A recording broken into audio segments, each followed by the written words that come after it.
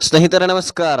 ಅನ್ನಭಾಗ್ಯ ಯೋಜನೆಯಲ್ಲಿ ಬಿಪಿಎಲ್ ಹಾಗೂ APL ration card ಇದ್ದಂತಹ ಫಲಾನುಭವಿಗಳಿಗೆ ಭರ್ಜರಿ ಗುಡ್ ನ್ಯೂಸ್. ಹೌದು, ಈಗಾಗಲೇ ಕೇಂದ್ರ ಸರ್ಕಾರದಿಂದ 5 ಕೆಜಿ ಅಕ್ಕಿಯನ್ನ ನೀವು ಪಡ್ಕೊಳ್ತಾನೆ ಬಂದಿದ್ದೀರಿ.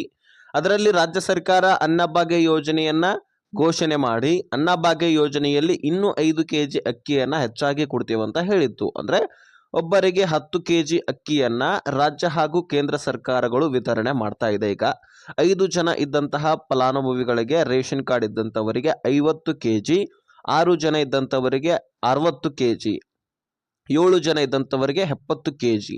ಈ ರೀತಿಯಾಗಿ ನಿಮ್ಮ ರೇಷನ್ ಕಾರ್ಡ್ನಲ್ಲಿ ಎಷ್ಟು ಜನ ಇರ್ತಾರೋ ಅದರ ಆಧಾರದ ಮೇಲೆ ಅಕ್ಕಿ ವಿತರಣೆ ಆಗ್ತಾ ಇದೆ. ಆದರೆ ಇದು ಯಾವಾಗ ಬದಲಾವಣೆ ಆಯಿತು ಅಂತ ಹೇಳೋದಾದ್ರೆ ಹೋದ ವರ್ಷದ ಅಂದರೆ 2025ರ ಪ್ರಾರಂಭದಲ್ಲಿ ಬದಲಾವಣೆ ಆಗತ್ತೆ.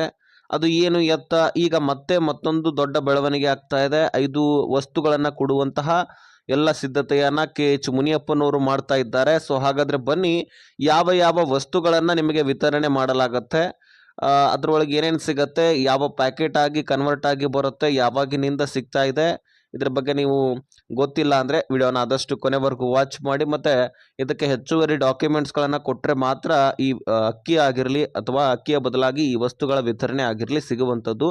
ಹಾಗಾದರೆ ಬನ್ನಿ, ಇದ್ರ ಬಗ್ಗೆನೂ ಕೂಡ ಕ್ಲಿಯರಿಟಿ ಕೊಡ್ತೀನಿ. ವಿಡಿಯೋನ ಆದಷ್ಟು ಕೊನೆವರೆಗೂ ವಾಚ್ ಮಾಡೋದಷ್ಟೇ ಅಲ್ಲ, ಅರ್ಥ ಮಾಡ್ಕೊಳ್ಳಿ. ಸ್ನೇಹಿತರೆ, ಈ ಅನ್ನಭಾಗ್ಯ ಯೋಜನೆಯಲ್ಲಿ ನಿಮಗೆ ಮೊದಲಿಗೆ ದುಡ್ಡು ಕೊಡ್ತಾ ಇದ್ರು. ಹೌದು, ಅಕ್ಕಿ ರಾಜ್ಯ ಸರ್ಕಾರದ ಬಳಿ ಇರಲಿಲ್ಲ. ಕೇಂದ್ರದ ಬಳಿ ಕೇಳಿದಾಗ ಕೇಂದ್ರದ ಬಳಿ ಕೂಡ ದಾಸ್ತಾನು ಇರಲಿಲ್ಲ. ಯಾಕಂದರೆ ಎಲ್ಲ ರಾಜ್ಯಗಳಿಗೆ ಸರಬರಾಜು ಮಾಡಬೇಕಾಗಿರುತ್ತೆ. ಹೀಗಾಗಿ ಅವರ ಹತ್ರ ಅಷ್ಟೊಂದು ದಾಸ್ತಾನು ಇರಲಿಲ್ಲ. ತದನಂತರ ದಾಸ್ತಾನು ಯಾವಾಗ ಆಗತ್ತೋ ಆವಾಗ ದಾಸ್ತಾನು ನಾವು ಹೇಳ್ತೀವಿ, ನೀವು ತೆಗೆದುಕೊಳ್ವಿರಿ ಅಂತ ಹೇಳಿದರು. ಆದರೆ ಅವಾಗ ರಾಜ್ಯ ಸರ್ಕಾರ ಏನು ಮಾಡುತ್ತೆ, ಅಕ್ಕಿಯ ಬದಲಾಗಿ ದುಡ್ಡನ್ನು ಕೊಡಲಿಕ್ಕೆ ಪ್ರಾರಂಭಿಸುತ್ತೆ. 5 ಕೆಜಿ ಕೇಂದ್ರ ಸರ್ಕಾರ ಹಾಗೆ ಅಕ್ಕಿ ವಿತರಣೆ ಮಾಡ್ಲಿಕ್ಕತ್ತದೆ. ಸೊ ಹೋದ ವರ್ಷದ 2025ರ ಪ್ರಾರಂಭದಲ್ಲಿ ಜನವರಿ ತಿಂಗಳಾದ ಬಳಿಕ ಫೆಬ್ರವರಿ ಮತ್ತು ಮಾರ್ಚ್ ತಿಂಗಳಲ್ಲಿ ಏನಾಗುತ್ತೆ, ಈ ದುಡ್ಡಿನ ಬದಲಾಗಿ ಅಕ್ಕಿಯನ್ನು ವಿತರಣೆ ಮಾಡ್ಲಿಕ್ಕೆ ಪ್ರಾರಂಭಿಸ್ತಾರೆ. ಯಾಕಂದರೆ ಕೇಂದ್ರ ಸಚಿವರಾದಂತಹ ಶಿವರಾಜ್ ಸಿಂಗ್ ಚೌಹಾಣ್ ಅವರು ಕೂಡ ನಮ್ಮ ಹತ್ರ ಅಕ್ಕಿ ದಾಸ್ತಾನು ಇದೆ, ನೀವು ತೆಗೆದುಕೊಳ್ಳಬಹುದು, ಖರೀದಿ ಮಾಡಬಹುದು ಅಂತ ಎಲ್ಲ ರಾಜ್ಯಗಳಿಗೆ ಹೇಳಿದರು. ಹಾಗಾಗಿ ಅದರಲ್ಲಿ ನಮ್ಮ ರಾಜ್ಯನೂ ಕೂಡ ಹೌದು ಒಂದು. ಹಾಗಾಗಿ ಇಲ್ಲಿರ್ತಕ್ಕಂತಹ ಆಹಾರ ಇಲಾಖೆಯ ಸಚಿವರಾದಂತಹ KH ಮುನಿಯಪ್ಪನವರು ಇದ್ರ ಬಗ್ಗೆ ಚರ್ಚೆ ಮಾಡಿ ನಾವು ಅಕ್ಕಿ ಕೊಡೋಣ ಅಂತ ಹೇಳ್ಬಿಟ್ಟು ತೀರ್ಮಾನಿಸಿ ಕೇಂದ್ರ ಸಚಿವರ ಜೊತೆಗೆ ಮಾತುಕತೆ ಮಾಡಿಕೊಂಡು ತದನಂತರ ಅಕ್ಕಿಯನ್ನ ಸರಬರಾಜು ಮಾಡಿಕೊಂಡು ನಿಮ್ಮೆಲ್ಲರಿಗೂ ಕೂಡ ನ್ಯಾಯಬೆಲೆ ಅಂಗಡಿಯ ಮುಖಾಂತರ ವಿತರಣೆ ಮಾಡಲಿಕ್ಕೆ ಪ್ರಾರಂಭಿಸ್ತಾರೆ. ಯಾವಾಗ ಅಂದರೆ ಫೆಬ್ರವರಿ ಮತ್ತು ಹೋದ ವರ್ಷದಲ್ಲಿ ಮಾರ್ಚ್ ತಿಂಗಳಿನಲ್ಲಿ ಪ್ರಾರಂಭಿಸ್ತಾರೆ. ಅದು ಇಲ್ಲಿವರೆಗೂ ಕೂಡ ಮುಂದುವರಿತಾ ಬಂದಿದೆ. ಆದರೆ ಕೇಂದ್ರ ಸರ್ಕಾರ ಹೇಳಿತ್ತು, ನಮ್ಮ ಹತ್ರ ಅಕ್ಕಿ ಯಾವಾಗ ದಾಸ್ತಾನು ಮುಗಿಯತ್ತೆ, ಶಾರ್ಟೇಜ್ ಬೀಳಲಿಕ್ಕೆ ಹತ್ತತ್ತೆ, ಆವಾಗ ನಾವು ನಿಲ್ಲಿಸ್ತೀವಿ ಅಂತ ಅಡ್ವಾನ್ಸ್ ಆಗಿ ಹೇಳಿದರು.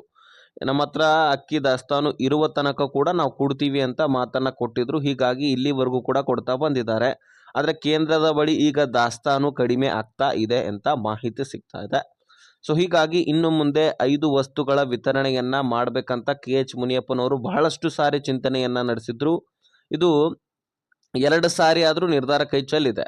ಮಧ್ಯದಲ್ಲಿ ಒಂದು ಸರ್ವೆ ಮಾಡ್ತಾರೆ. ರಾಜ್ಯದಲ್ಲಿ ಸುಮಾರು 93% ಫಲಾನುಭವಿಗಳು ಅಂದರೆ ಮಹಿಳೆಯರು, ನಮಗೆ ಅಕ್ಕಿ ಬೇಡ, ಈ ಕಡೆ ದುಡ್ಡು ಕೂಡ ಬೇಡ. ಯಾಕಂದರೆ ದುಡ್ಡು 1 ತಿಂಗಳದ್ದು ಬರ್ತಾ ಇತ್ತು, 2 ತಿಂಗಳದ್ದು ಪೆಂಡಿಂಗ್ ಉಳಿತಾ ಇತ್ತು.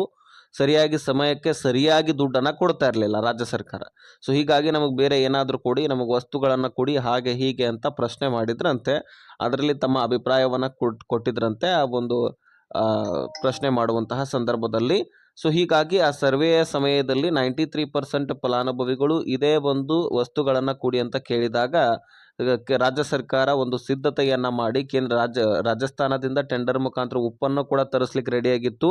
ಜೊತೆಗೆ ಉಳಿದಂತಹ ವಸ್ತುಗಳು ಅಂದರೆ ಸಕ್ಕರೆ, ಅಡುಗೆ ಎಣ್ಣೆ, ರಾಗಿ, ಬೇಳೆಕಾಳುಗಳು ಎಲ್ಲವೂ ಕೂಡ ನಮ್ಮ ರಾಜ್ಯದಲ್ಲಿ ಸಿಗುತ್ತೆ. ಸೊ ಇವುಗಳನ್ನು ಇಲ್ಲಿಯೇ ತೆಗೆದುಕೊಳ್ಳಲಾಗುವುದು. ಹೀಗಾಗಿ ಎಲ್ಲ ಮಾತುಕತೆ ಮುಗಿದಿತ್ತು. ಆದರೆ ಸಚಿವ ಸಂಪುಟ ಸಭೆಯಲ್ಲಿ ಈ ನಿರ್ಧಾರವನ್ನು ಕೈ ಚೆಲ್ಲಲಾಗತ್ತೆ. ಕೊನೆಯದಾಗಿ ಮತ್ತೆ ಅಕ್ಕಿ ವಿತರಣೆನೇ ಇರಲಿ ಅಂತ ಅದನ್ನೇ ಮುಂದುವರಿಸ್ತಾ ಬಂದಿದ್ದಾರೆ. ಅಕ್ಕಿ ಯಾವಾಗ ಶಾರ್ಟೇಜ್ ಬೀಳುತ್ತೋ ನಾವು ಇದನ್ನು ಕೂಡ್ಲಿಕ್ಕೆ ಬರುತ್ತೆ ಅನ್ನುವಂತಹ ಮಾತು ಅಲ್ಲಿ ಆಗಿತ್ತು.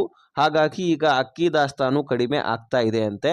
ಸೊ ಹೀಗಾಗಿ ನಿಮಗೆ ಅನ್ನಭಾಗ್ಯ ಯೋಜನೆಯಲ್ಲಿ 5 ವಸ್ತುಗಳನ್ನು ಕೊಡುವಂತಹ ಎಲ್ಲ ಲಕ್ಷಣಗಳು ಕಾಣಿಸ್ತಾ ಇದೆ. ಅದರಲ್ಲಿ ಉಪ್ಪು, ಸಕ್ಕರೆ, ಅಡುಗೆ ಎಣ್ಣೆ, ರಾಗಿ, ಬೇಳೆಕಾಳುಗಳು.